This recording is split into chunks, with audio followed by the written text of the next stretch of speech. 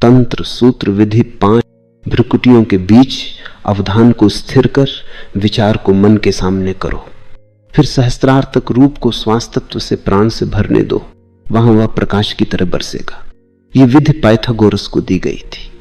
Pythagoras से लेकर यूनान वापस गए और वह पश्चिम के समस्त रहस्यवाद के आधार बन गए। पश्चिम में अध्यात्मवाद के वे पिता है। यह विधि बहुत गहरी विधियों में एक है, इसे समझने की कोशिश करो। भ्रुकुटियों के बीच अवधान को स्थिर करो। वैज्ञानिक शोध कहती है कि 2 भ्रुकुटियों के बीच में ग्रंथि है। वह शरीर का सबसे रहस्यपूर्ण भाग है जिसका नाम पाइनियल ग्रंथि है। यही तिब्बतियों की तीसरी आंख है और यही है शिव का नेत्र, तंत्र के शिव का त्रिनेत्र। 2 आंखों के बीच एक तीसरी आंख भी है, लेकिन यह सक्रिय नहीं है। यह है और यह किसी भी समय सक्रिय हो सकती है। निसर्गतः यह सक्रिय नहीं है। इसको सक्रिय करने के लिए संबंध में तुमको कुछ करना पड़ेगा। यह अंधी नहीं है, सिर्फ बंद है। यह विधि तीसरी आंख को खोलने की विधि है। भ्रुकुटियों के बीच अवधान को स्थिर कर, आंखें बंद कर लो और फिर दोनों आंखों को बंद रखते हुए भौहों के बीच में दृष्टि को स्थिर करो। मानो कि दोनों आंखों से तुम देख रहे हो और समग्र अवधान को वही लगा दो। यह विधि एकाग्र होने की सबसे सरल विधियों में से एक है। शरीर के किसी दूसरे भाग में इतनी आसानी से तुम अवधान को नहीं उपलब्ध हो सकते। यह ग्रंथि अवधान को अपने में समाहित करने में कुशल है। यदि तुम इस पर अवधान दोगे तो तुम्हारी दोनों आंखें तीसरी आंख से सम्मोहित हो जाएंगी। वे स्थिर हो जाएंगी, वे वहां से नहीं हिल सकेंगी। यदि तुम शरीर के किसी दूसरे हिस्से पर अवधान दो तो वहां कठिनाई होगी। तीसरी आंख अवधान को पकड़ लेती है, अवधान को खींच लेती है। अवधान के लिए वह चुंबक का काम करती है। इसलिए दुनिया की सभी विधियों में इसका समावेश किया गया है। अवधान को प्रशिक्षित करने में यह सरलतम है, क्योंकि इसमें तुम ही चेष्टा नहीं करते। यह ग्रंथि भी तुम्हारी मदद करती है। ये चुंबकीय है, तुम्हारे अवधान को यह बलपूर्वक खींच लेती है। तंत्र के पुराने ग्रंथों में कहा गया है कि अवधान तीसरी आंख का भोजन है। ये भूखी है, जन्मों जन्मों से भूखी है। जब तुम इसे अवधान देते हो ये जीवित हो उठती है, इसे भोजन मिल गया है। और जब तुम जान लोगे कि अवधान इसका भोजन है, जान लोगे कि तुम्हारे अवधान को यह चुंबक की तरह खींच लेती है, तब अवधान कठिन नहीं रह जाएगा। सिर्फ सही बिंदु को जानना है। इसलिए आंख बंद कर लो और अवधान को दोनों आंखों के बीच में घूमने दो और उस बिंदु को अनुभव करो। जब तुम उस बिंदु के करीब होगे, अचानक तुम्हारी आंखें स्थिर हो जाएंगी और जब उन्हें हिलाना कठिन हो जाए तब जानो कि सही बिंदु मिल गया। भ्रुकुटियों के बीच अवधान को स्थिर कर विचार को मन के सामने रखो। अगर ये अवधान प्राप्त हो जाए तो पहली बार एक अद्भुत बात तुम्हारे अनुभव में आएगी। पहली बार तुम देखोगे कि तुम्हारे विचार तुम्हारे सामने चल रहे, तुम साक्षी हो जाओगे। जैसे कि सिनेमा के पर्दे पर दृश्य देखते हो, वैसे ही तुम देखोगे कि विचार आ रहे हैं और तुम साक्षी हो। एक बार तुम्हारा अवधान त्रिनेत्र केंद्र पर स्थिर हो जाए, तुम तुरंत विचारों के साक्षी हो जाओगे। आमतौर से तुम साक्षी नहीं होते, तुम विचारों के साथ तादात्म्य कर लेते हो। यदि क्रोध है तो तुम क्रोध हो जाते हो। यदि एक विचार चलता है तो उसके साक्षी होने की बजाय तुम विचार के साथ एक हो जाते हो, उससे तादात्म्य करके साथ साथ चलने लगते हो। तुम विचार ही बन जाते हो, विचार का रूप ले लेते हो। जब क्रोध उठता है तो तुम क्रोध बन जाते हो और जब लोभ उठता है तब लोभ बन जाते हो। कोई भी विचार तुम्हारे साथ एकात्म हो जाता है और उसकी ओर तुम्हारे बीच दूरी नहीं रहती। लेकिन तीसरी आंख पर स्थिर होते ही तुम एकाएक साक्षी हो जाते हो। तीसरी आंख के जरिए तुम साक्षी बनते हो। इस शिवनेत्र के द्वारा तुम विचारों को वैसे ही चलता देख सकते हो जैसे आसमान पर तैरते बादलों को या राह पर चलते लोगों को देखते हो। जब तुम अपनी खिड़की से आकाश को या राह चलते लोगों को देखते हो तब तुम उनसे तादात्म्य नहीं करते, तब तुम अलग होते हो, मात्र दर्शक रहते हो, बिल्कुल अलग। वैसे ही अब जब क्रोध आता है तब तुम उसे एक विषय की तरह देखते हो। अब तुम ये नहीं सोचते कि मुझे क्रोध हुआ, तुम यही अनुभव करते हो कि तुम क्रोध से घिरे हो।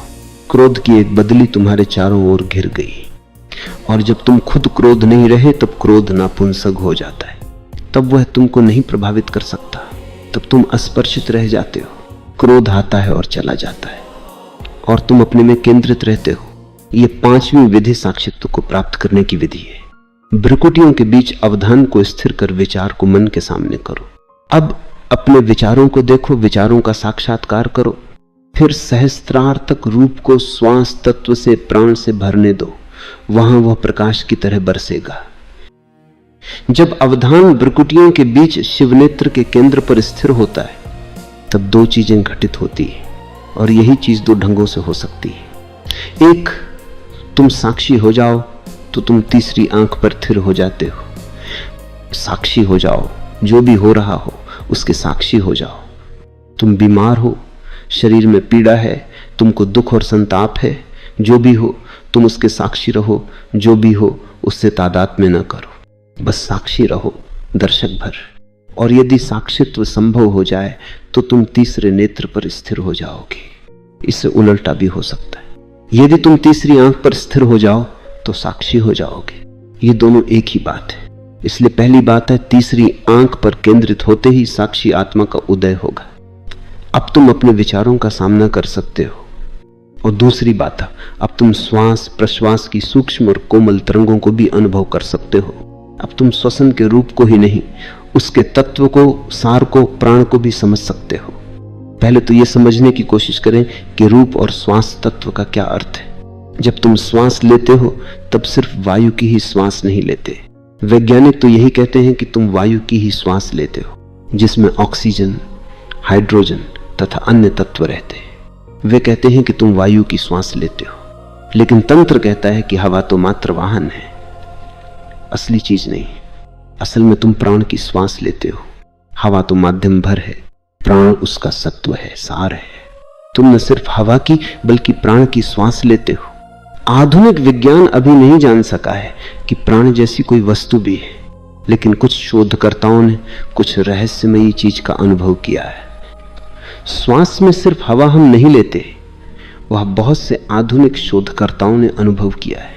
विशेषकर एक नाम उल्लेखनीय है, वह है जर्मन मनोवैज्ञानिक विल्हेम रेख का, जिसने इसे आर्गन एनर्जी या जैविक ऊर्जा का नाम दिया है। वह प्राण ही है।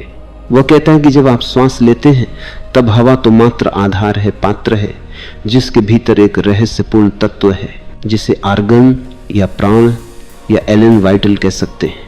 लेकिन वो बहुत सूक्ष्म है। वास्तव में वो भौतिक नहीं है, पदार्थगत नहीं है। हवा भौतिक है, पात्र भौतिक है, लेकिन उसके भीतर से कुछ सूक्ष्म अलौकिक तत्व चल रहा है। इसका प्रभाव अनुभव किया जा सकता है। जब तुम किसी प्राणवान व्यक्ति के पास होते हो तो तुम अपने भीतर किसी शक्ति को उगते देखते हो, और जब किसी बीमार के पास होते हो तो तुमको लगता है कि तुम चूसे जा रहे हो, तुम्हारे भीतर से कुछ निकाला जा रहा है। जब तुम अस्पताल जाते हो तब थके थके क्यों अनुभव करते हो? वहां चारों ओर से तुम चूसे जाते हो। अस्पताल का पूरा माहौल बीमार होता है और वहां सब किसी को अधिक प्राण की, अधिक एलन वाइटल की जरूरत है। इसलिए वहां जाकर अचानक तुम्हारा प्राण तुमसे बहने लगता है। जब तुम भीड़ में होते हो तो तुम घुटन महसूस क्यों करते हो? इसलिए कि वहां तुम्हारा प्राण चूसा जाने लगता है। और जब तुम प्रातःकाल अकेले आकाश के नीचे या वृक्षों के बीच होते हो तब फिर अचानक तुम अपने में किसी शक्ति का, प्राण का उदय अनुभव करते हो।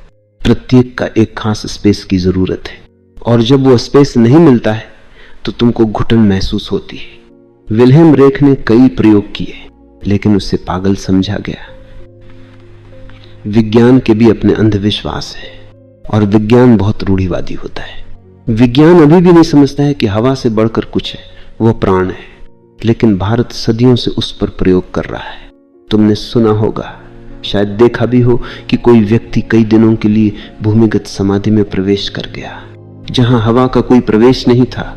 1880 में मिस्र में एक आदमी 40 वर्षों के लिए समाधि में चला गया था। जिन्होंने उसे गाड़ा था वे सभी मर गए, क्योंकि वह 1920 में समाधि से बाहर आने वाला था। 1920 में किसी को भरोसा नहीं था कि वह जीवित मिलेगा, लेकिन वह जीवित था, और उसके बाद भी वो 10 वर्षों तक जीवित रहा। वह बिल्कुल पीला पड़ गया था, परंतु जीवित था, और उसको हवा मिलने की कोई संभावना नहीं थी। डॉक्टरों ने तथा दूसरों ने उससे पूछा कि इसका रहस्य क्या है। उसने कहा, हम नहीं जानते, हम इतना ही जानते हैं कि प्राण कहीं भी प्रवेश कर सकता है, और वह है, हवा वहां नहीं प्रवेश कर सकती, लेकिन प्राण कर सकता है। एक बार तुम जान जाओ कि श्वास के बिना भी कैसे तुम प्राण को सीधे ग्रहण कर सकते हो, तो तुम सदियों तक के लिए भी समाधि में जा सकते हो। तीसरी आंख पर केंद्रित होकर तुम श्वास के सार तत्व को, श्वास को नहीं, श्वास के सार तत्व प्राण को देख सकते हो। और अगर तुम प्राण को देख सके तो तुम उस बिंदु पर पहुंच गए जहां से छलांग लग सकती है, क्रांति घटित हो सकती है। सूत्र कहता है, सहस्त्रार्थक रूप को प्राण से भरने दो। और जब तुमको प्राण का एहसास हो, तब कल्पना करो कि तुम्हारा सिर प्राण से भर गया है। सिर्फ कल्पना करो, किसी प्रयत्न की जरूरत नहीं है। और मैं बताऊंगा कि कल्पना कैसे काम करती है। तब तुम त्रिनेत्र बिंदु पर स्थिर हो जाओ, तब कल्पना करो और चीजें आप ही और तुरंत घटित होने लगती है। अभी तुम्हारी कल्पना भी नपुंसक है, तुम कल्पना किए जाते हो और कुछ भी नहीं होता।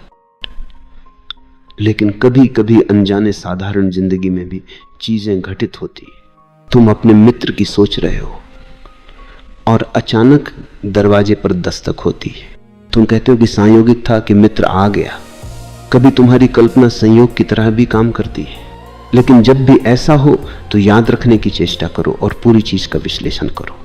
जब भी लगे कि तुम्हारी कल्पना सच हुई है, तुम भीतर जाओ और देखो, कहीं ना कहीं तुम्हारा अवधान तीसरे नेत्र के पास रहा होगा। दरअसल ये संयोग नहीं था, ये वैसा दिखता है क्योंकि गुण विज्ञान का तुमको पता नहीं। अनजाने ही तुम्हारा मन त्रिनेत्र केंद्र के पास चला गया होगा। और अवधान यदि तीसरी आंख पर है तो किसी घटना के सृजन के लिए उसकी कल्पना काफी है। ये सूत्र कहता है कि जब तुम भ्रुकुटियों के बीच स्थिर हो और प्राण को अनुभव करते हो, तब रूप को भरने दो। अब कल्पना करो कि प्राण तुम्हारे पूरे मस्तिष्क को भर रहे हैं। विशेषकर सहस्त्रार को, जो सर्वोच्च मनस केंद्र है, उस क्षण तुम कल्पना करो और वो भर जाएगा। कल्पना करो कि वह प्राण तुम्हारे सहस्रार से प्रकाश की तरह बरसेगा और वह बरसने लगेगा, और उस प्रकाश की वर्षा में तुम ताजा हो जाओगे। तुम्हारा पुनर्जन्म हो जाएगा, तुम बिल्कुल नए हो जाओगे। आंतरिक जन्म का यही अर्थ है। यहां दो बातें हैं। एक, तीसरी आंख पर केंद्रित होकर तुम्हारी कल्पना पुंसत्व को, शुद्धि को उपलब्ध हो जाती है। यही कारण है कि शुद्धता पर, पवित्रता पर इतना बल दिया गया है। इस साधना में उतरने के पहले शुद्ध बने। तंत्र के लिए शुद्धि कोई नैतिक धारणा नहीं। शुद्धि इसलिए अर्थपूर्ण है कि यदि तुम तीसरी आंख पर स्थिर हुए और तुम्हारा मन अशुद्ध रहा तो तुम्हारी कल्पना खतरनाक सिद्ध हो सकती है, तुम्हारे लिए भी और दूसरे के लिए भी। यदि तुम किसी की हत्या करने की सोच रहे हो, उसका महज विचार भी मन में है, तो सिर्फ कल्पना से उस आदमी की मृत्यु घटित हो जाएगी। यही कारण है कि शुद्धता पर इतना जोर दिया जाता है। पाइथागोरस को विशेष उपवास और प्राणायाम से गुजरने को कहा गया, क्योंकि यहाँ बहुत खतरनाक भूमि से यात्री गुजरता है। जहां भी शक्ति है वहां खतरा है। यदि मन अशुद्ध है तो शक्ति मिलने पर आपके अशुद्ध विचार शक्ति पर हावी हो जाएंगे। कई बार तुमने हत्या करने की सोची है, लेकिन भाग्य से वहां कल्पना ने काम नहीं किया। यदि वह काम करे, यदि वह तुरंत वास्तविक हो जाए, तो वह दूसरों के लिए ही नहीं, तुम्हारे लिए भी खतरनाक सिद्ध हो सकती है। क्योंकि कितनी ही बार तुमने आत्महत्या की सोची है। अगर मन तीसरी आंख पर केंद्रित है तो आत्महत्या का विचार भी आत्महत्या बन जाएगा। तुमको विचार बदलने का समय भी नहीं मिलेगा, वह तुरंत घटित हो जाएगी। तुमने किसी को सम्मोहित होते देखा है? जब कोई सम्मोहित किया जाता है तब सम्मोहन विद जो भी कहता है, सम्मोहित व्यक्ति तुरंत उसका पालन करता है। आदेश कितना ही बेहुदा हो, तर्कहीन हो, असंभव ही क्या न हो, सम्मोहित व्यक्ति उसका पालन करता है। क्या होता है? ये पांचवी विधि सब सम्मोहन की जड़ में है। जब कोई सम्मोहित किया जाता है तब उसे एक विशेष बिंदु पर, किसी प्रकाश पर या दीवार पर लगे किसी चिन्ह पर या किसी भी चीज पर या सम्मोहक की आंख पर ही अपनी दृष्टि केंद्रित करने को कहा जाता है। और जब तुम किसी खास बिंदु पर दृष्टि केंद्रित करते हो, उसके 3 मिनट के अंदर तुम्हारा आंतरिक अवधान तीसरी आंख की ओर बहने लगता है। तुम्हारे चेहरे की मुद्रा बदलने लगती है और सम्मोहनविद जानता है कि कब तुम्हारा चेहरा बदलने लगा। एकाएक चेहरे से सारी शक्ति गायब हो जाती है, वो मृतवत हो जाता है, मानो गहरी तंद्रा में पड़े हो। जब ऐसा होता है, सम्मोहक को उसका पता हो जाता है। उसका अर्थ हुआ कि तीसरी आंख अवधान को पी रही है। आपका चेहरा पीला पड़ गया है, पूरी ऊर्जा त्रिनेत्र केंद्र की ओर बह रही है। अब सम्मोहित करने वाला तुरंत जान जाता है कि जो भी कहा जाएगा वह घटित होगा। वह कहता है कि अब तुम गहरी नींद में जा रहे हो और तुम तुरंत सो जाते हो। वह कहता है कि अब तुम बेहोश हो रहे हो और तुम बेहोश हो जाते हो। अब कुछ भी किया जा सकता है। अब अगर वह कहे कि तुम नेपोलियन या हिटलर हो गए हो तो तुम हो जाओगे। तुम्हारी मुद्रा बदल जाएगी। आदेश पाकर तुम्हारा अचेतन उसका वास्तविक बना देगा। अगर तुम किसी रोग से पीड़ित हो तो रोग को हटने का आदेश देगा और मजेदार बात, रोग दूर हो जाएगा या कोई नया रोग भी पैदा किया जा सकता है। यही नहीं, सड़क पर से एक कंकड़ उठाकर अगर सम्मोहनविद तुम्हारी हथेली पर रख दे और कहे कि यह अंगारा है तो तुम तेज गर्मी महसूस करोगे और तुम्हारी हथेली जल जाएगी मानसिक तल पर। नहीं, वास्तव में तुम्हारी चमड़ी जल जाएगी और तुम्हें जलन महसूस होगी। क्या होता है? अंगारा नहीं, बस एक मामूली कंकड़ है। वह भी ठंडा, फिर भी जलना ही नहीं, हाथ पर फफोले तक उगा देता है। तुम तीसरी आंख पर केंद्रित हो और सम्मोहनविद तुमको सुझाव देता है और वह सुझाव वास्तविक हो जाता है। यदि सम्मोहनविद कहे कि अब तुम मर गए तो तुम तुरंत मर जाओगे। तुम्हारी हृदय गति रुक ही जाएगी। यह होता है त्रिनेत्र के चलते। त्रिनेत्र के लिए कल्पना और वास्तविकता दो चीजें नहीं है। कल्पना ही तथ्य है। कल्पना करे और वैसा ही हो जाएगा। स्वप्न और यथार्थ में फासला नहीं है। स्वप्न देखो और सच हो जाएगा। यही कारण है कि शंकर ने कहा कि यह संसार परमात्मा के स्वप्न के सिवाय और कुछ नहीं है। यह परमात्मा की माया है। यह इसलिए कि परमात्मा तीसरी आंख में बसता है सदा सनातन से। इसलिए परमात्मा जो स्वप्न देखता है वो सच हो जाता है। और यदि तुम भी तीसरी आंख में थिर हो जाओ तो तुम्हारे स्वप्न भी सच होने लगेंगे।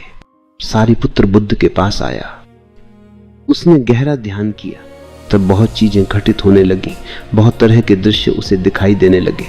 जो भी ध्यान की गहराई में जाता है उसे ये सब दिखाई देने लगता है। स्वर्ग और नरक, देवता और दानव सब उसे दिखाई देने लगे। और वह ऐसे वास्तविक थे कि सारिपुत्र बुद्ध के पास दौड़ा आया और बोला कि ऐसे ऐसे दृश्य दिखाई देते। बुद्ध ने कहा वे कुछ नहीं है, मात्र स्वप्न है। लेकिन सारिपुत्र ने कहा कि वे इतने वास्तविक है कि मैं कैसे उन्हें स्वप्न कहूं। जब एक फूल दिखाई पड़ता है वह फूल किसी भी फूल से अधिक वास्तविक मालूम पड़ता है। उसमें सुगंध है, उसे मैं छू सकता हूं। अभी जो मैं आपको देखता हूं वो उतना वास्तविक नहीं है। आप जितना वास्तविक मेरे सामने है वह फूल उससे अधिक वास्तविक है। इसलिए कैसे मैं भेद करूं कि कौन सच है और कौन स्वप्न।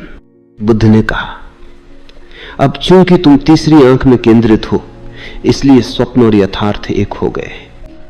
जो भी स्वप्न तुम देखोगे सच हो जाएगा और उससे ठीक उल्टा भी घटित हो सकता है। जो त्रिनेत्र पर थिर हो गया उसके लिए स्वप्न यथार्थ हो जाएगा और यथार्थ स्वप्न हो जाएगा। क्योंकि जब तुम्हारा स्वप्न सच हो जाता है तब तुम जानते हो कि स्वप्न और यथार्थ में बुनियादी भेद नहीं। इसलिए जब शंकर कहते हैं कि सब संसार माया है, परमात्मा का स्वप्न है, तब यह कोई सैद्धांतिक प्रस्तावना या कोई मीमांसक वक्तव्य नहीं है। यह उस व्यक्ति का आंतरिक अनुभव है जो शिव नेत्र में स्थिर हो गया है। अंततः जब तुम तीसरे नेत्र पर केंद्रित हो जाओ तब कल्पना करो कि सहस्त्रार से प्राण बरस रहा है। जैसे कि तुम किसी वृक्ष के नीचे बैठे हो और फूल बरस रहे हैं, या तुम आकाश के नीचे हो और कोई बदली बरसने लगी, या सुबह तुम बैठे हो और सूरज उग रहा है और उसकी किरणें बरसने लगी। कल्पना करो और तुरंत तुम्हारे सहस्त्रार से प्रकाश की वर्षा होने लगेगी। यह वर्षा मनुष्य को पुनर्निर्मित करती है, उसका नया जन्म दे जाती है, तब उसका पुनर्जन्म हो जाता है।